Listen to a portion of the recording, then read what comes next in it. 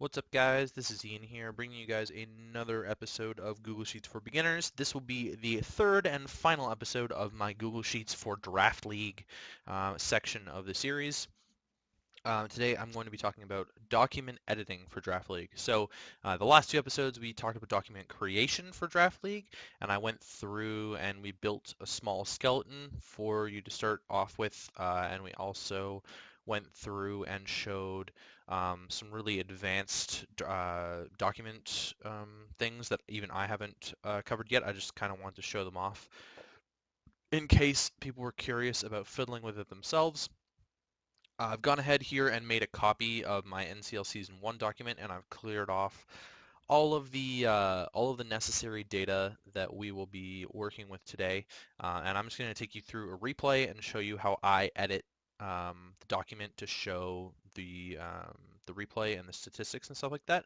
So today we're going to be looking at a replay between myself and Matt in week 1 of the NCL. It doesn't really matter which side we come from. If you've seen my video on this, then you'll know the result of this. Otherwise, I guess you're going to get a sneak peek of what this looks like. This was played on the Draft League, in the Draft League mode on Battle Area, because that server is the best. And yeah, so let's just get right into it. We'll talk first. We're doing the matchup of the Green Bay Glycopods versus the Ladner Lanterns. We'll go through doing the result. We'll also touch on the expanded stats. Over here, we won't touch on the moves. If you want to do move kills, it's very easy to do. All you have to do is type in the move and then put the kills in. I haven't cleared off all of the data, only the data that we're going to be using. But if you want to do move kills, for example, you just do Thunderbolt and then you just manually count up how many kills it gets. It's very easy that way. But we'll go through Matt's page and we'll update it for the match, and we'll go through my page and we'll update it for the match as well. So that's kind of what we're getting into. These are not actually the correct rosters because I ended up dropping Tauros for Girder. So in this matchup, I could have had Tauros in theory, but that's kind of what we're going to do. And we'll also touch on the standings, and I'll update the standings. I cleared off all of the standings, but we'll just update the standings as we go and see how that goes. So what we're going to start off with is we're going to want to be on my page because it's easier to do it that way. And we will get right into things here.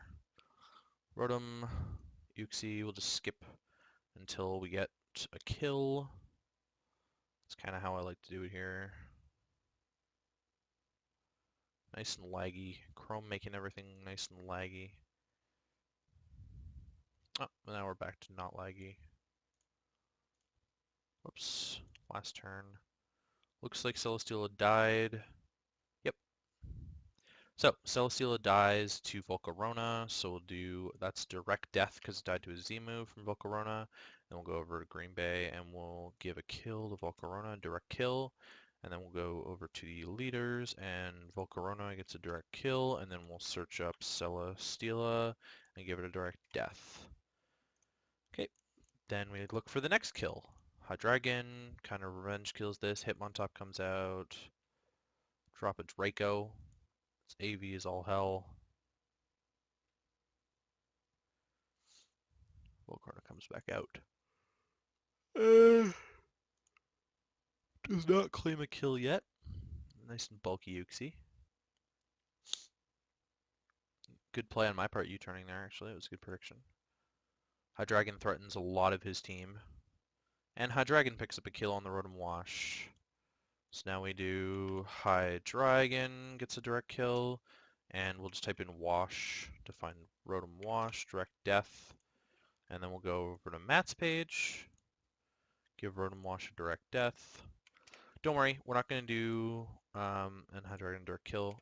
I'm debating on whether or not we'll even do the entire replay. It's kind of obvious now that you've seen what's going on here.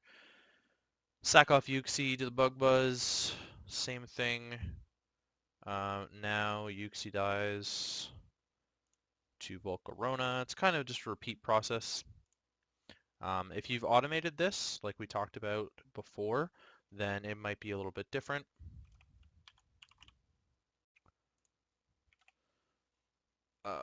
And you don't have to manually input all this, but this is kind of just the way that I like to do it. I should have gone Lycanroc there, by the way. Darmanitan gets a kill, and I think that's the last one that we'll input here. Darmanitan kills Hitmontop. So as you can see, the formulas are working fine, working nicely there, summing all that stuff up.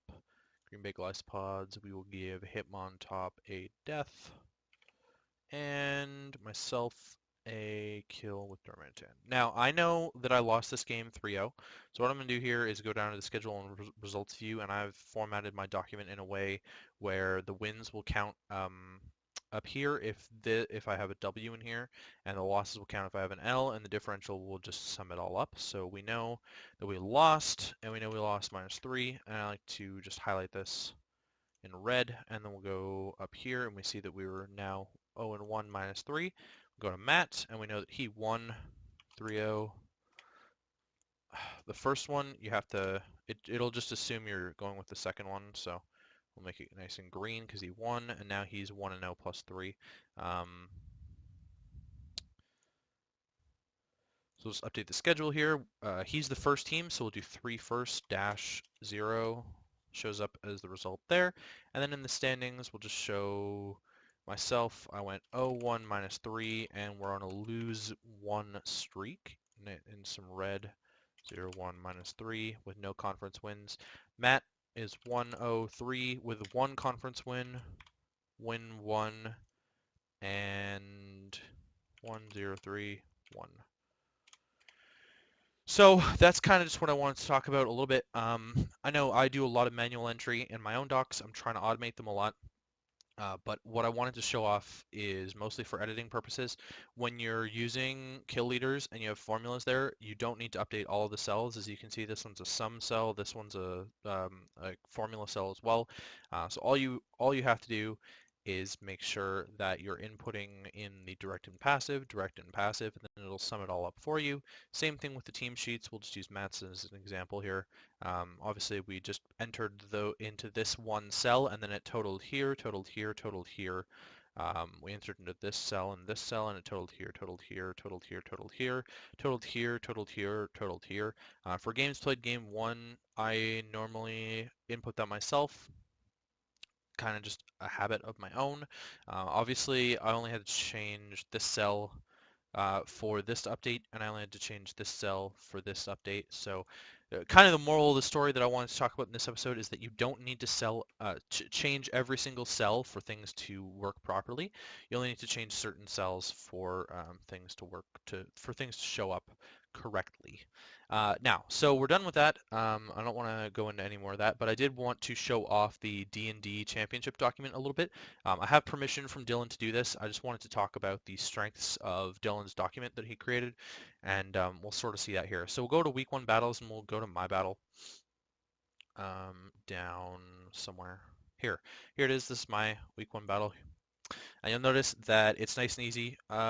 He's formatted it so that the lines are all missing, so it looks nice and clean.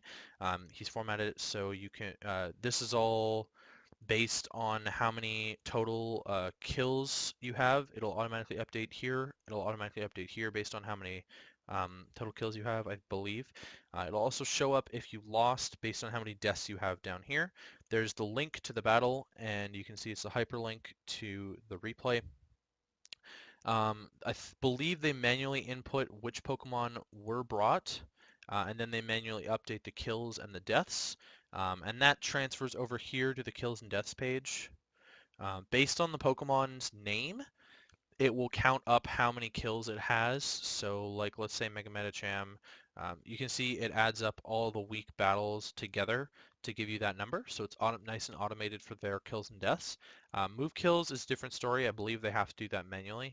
Wow, Earthquake pulling way ahead. I haven't even looked at that in ages, but that's kind of the story of that's the major points and the major things I wanted to touch on was just sort of that in Dylan's document. I just wanted to go through 1 week and show you how it reflected in the kills and deaths. So this is another way you can do it, obviously, by doing this.